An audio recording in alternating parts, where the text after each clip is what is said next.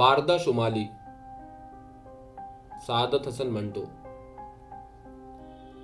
दो गॉगल्स आईं, 3 बुशर्टों ने उनका इस्तकबाल किया। बुशर्टें दुनिया के नक्शे बनी हुई थीं, उन पर परिंदे, चरिंदे, दरिंदे, फूल बूटे और कई मुल्कों की शक्लें बनी हुई थीं।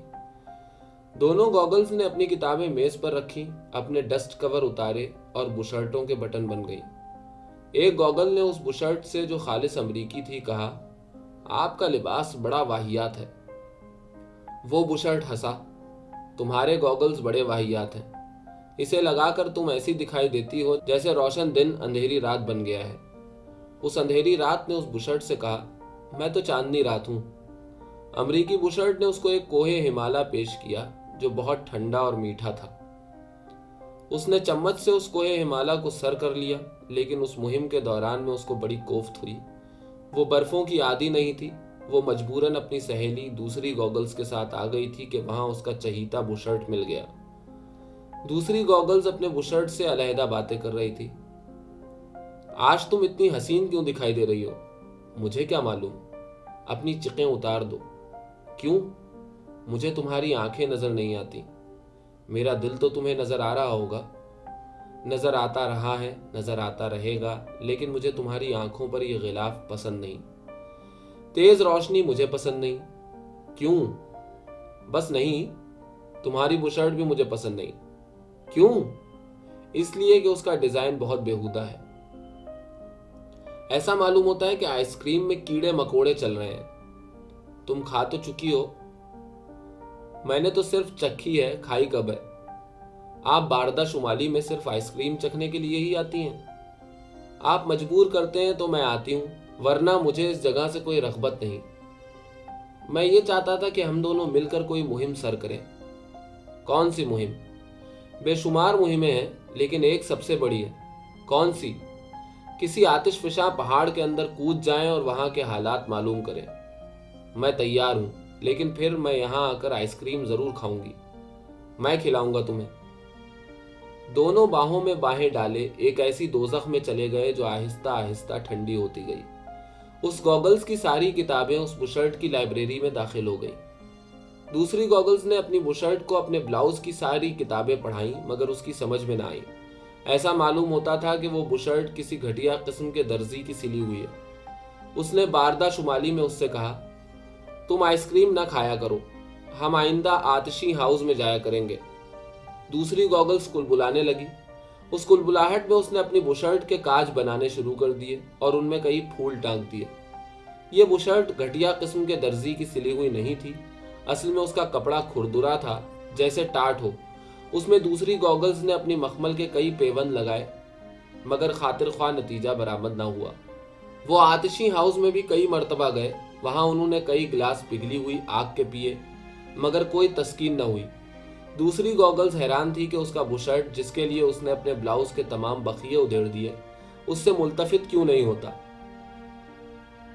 वो उसकी हर सलवट से प्यार करती थी, लेकिन वो बारदा शुमाली में और आतिशी हाउस में उसके खूबसूरत फ्रेम से कोई दिलचस्पी लेता ही नहीं था। अजीब बात है कि वो बारदा शुमाली में गर्म हो जाता और आतिशी हाउस में ओला सा बन जाता। दूसरी बुशर्ट बहुत हैरान थी कि ये क्या माजरा है। उसने पहली गॉगल्स को, जो उसकी सहेली थी, एक खत लिखा और उसको अपना सारा दुख बताया। उसने जवाब में ये लिखा, तुम कुछ फिक्र ना करो, ये बुशर्ट ऐसे ही होते हैं, कभी सुकड़ जाते हैं, कभी फैल जाते हैं। मेरा ख्याल है कि तुम्हारी लॉन्ड्री में भी कोई नुक्स है।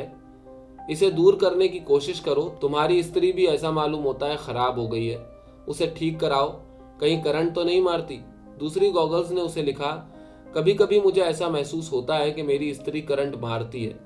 मेरा बुशर्ट गीला हो चुका होता है कि मेरी इस्त्री गर्म होती है। मैं जब उस पर फेरती हूं तो मुझे बिजली के धचके लगते हैं। जवाब में उसकी सहेली ने लिखा, मैं तुम्हारी इस्त्री की खराबी समझ गई हूं, नया प्लग भेज रही हूं, उसको लगाकर देखो, शायद ये खराबी दूर हो जाए। वो प्लग आया, बड़ा खूबसूरत था, मगर जब उसने अपनी इस्त्री में लगाना चाहा तो फिट ना हुआ। कंडम करके उसने वापस कर दिया और अपने बुशर्ट की रफूगरी शुरू कर दी। ये काम बड़ा नाजुक था, मगर उस दूसरी गॉगल्स ने बड़ी मेहनत से किया, पर नतीजा फिर भी सिफर रहा। वो बारदा शुमाली में गई। वहां उसने 5 कोहे हिमालय चमचों से सर किए। वहां से यखबस्ता होके उठी اور ایک نہایت واہیات بشرٹ کے ساتھ آتشی ہاؤس جا کر اس نے 10 جوالا مکھی نگلے اور واپس اپنے چمڑے کے تھیلے میں آ گئی۔ دوسرے دن وہ پھر اپنے چہیتے بشرٹ سے ملی۔ اس نے بتایا کہ وہ رات ایک نہایت لغو قسم کے بشرٹ کے ساتھ آتشی ہاؤس گئی تھی۔ اس نے قطن برا نہ مانا۔ وہ سوچنے لگی کہ یہ کیسا کلف لگا بشرٹ ہے جس کی جیبوں میں رشک اور حسد کے سکے کھنکھناتے ہی نہیں۔ اس نے پھر اپنی سہیلی گوگلز کو خط لکھا اور سنایا، تمہارا بھیجا ہوا پلگ میری استری میں لگا ہی نہیں، میں نے واپس بھیج دیا تھا، امید ہے کہ تمہیں مل گیا ہوگا۔ اب مجھے تم سے یہ پوچھنا ہے کہ میں کیا کروں؟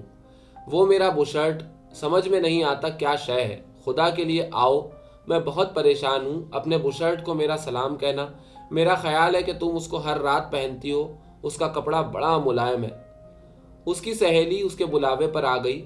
اس کے ساتھ کا اپنا بشرٹ نہیں تھا۔ دونوں بہت خوش تھیں۔ ان کے شیشے آپس میں ٹکرائے، بڑی کھنکیں پیدا ہوئیں، جیسے کئی کانچ کی چوڑیاں ایک کلائی میں پڑی بج رہی ہیں۔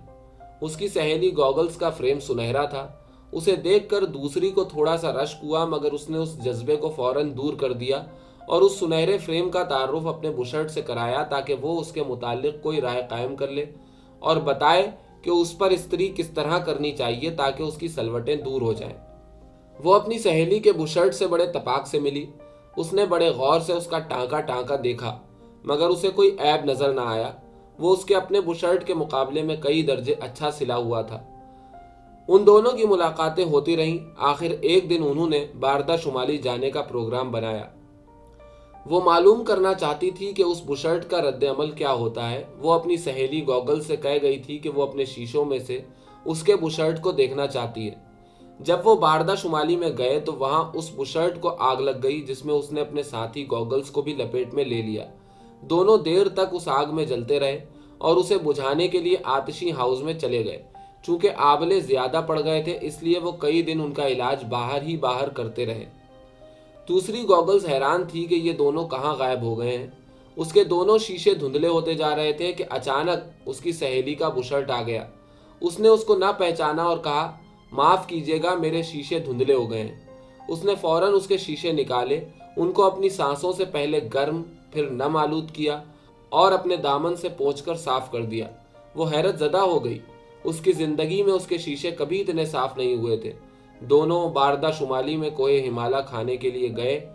وہ یہ کھا ہی رہے تھے کہ پہلا بشرٹ دوسری گوگلز کے ساتھ آ گیا۔ دونوں خاموش رہے۔ انہوں نے دل ہی دل میں محسوس کر لیا کہ وہ غلط چوٹیوں پر چڑھ رہے تھے۔